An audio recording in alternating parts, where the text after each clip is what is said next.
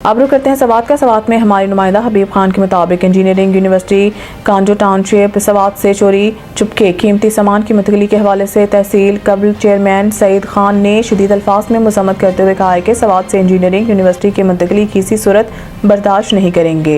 Engineering university से सामान की मुंतकली नाकाबिले बर्दाश्त है। हर किस्म मुदाखलत करने के लिए इकदाम उठाए जाएंगे। खबर शामिल करते हैं नाला खुर्द से, जहां से हमारे नुमाइंदे राव वसीम गोहर की रिपोर्ट के मुताबिक असिस्टेंट कमिश्नर नाला की बड़ी कार्रवाई, शहरियों को पेट्रोल कम डालने वाले डिवाइस पकड़ी गई। असिस्टेंट कमिश्नर नाला खुर्द चौधरी ज़ियाउल्लाह की स्पेशल ब्रांच के हमरा दबंग कार्रवाई।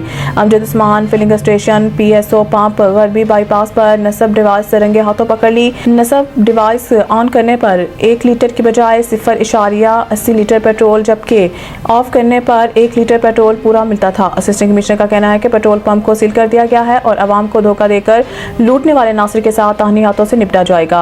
मैं और मेरी टीम शहरियों को पूरा और मुकर्रर कीमत पर पेट्रोल दिलवाने के लिए तहसील नाला खुर्द के तमाम पेट्रोल पंप की चेकिंग कर रही हैं। एक मिनट, ये ऑन ते कर दे यार इस्तेमाल दे कर देने ਤੁਸੀਂ ਕੀ ਕਰਦੇ ਹੋ, ਕਿਸ ਤਰ੍ਹਾਂ ਕਰਦੇ ਹੋ? ऑन करना ਹੁੰਦਾ पहले, ऑफ करोगे तो ऑफ हो जाएगा। की करते ऑफ तो हो जाएगा, पैमाना घट जाएगा। ऑफ तो घट जाएगा, ऑन तो ज्यादा हो जाएगा, यही ਹੁੰਦਾ ना। ठीक चल मेरा है, बेटा अच्छा अपने चलो काम ਹੁਣ पूरा करा। फिलहाल ਅਸੀਂ करिए पहले ऑन कर लेते हैं।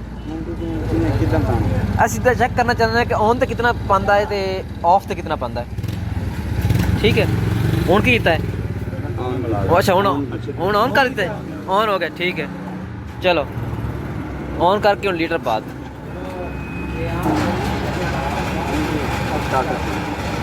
ये उनकी होएगा स्टार्ट होएगा।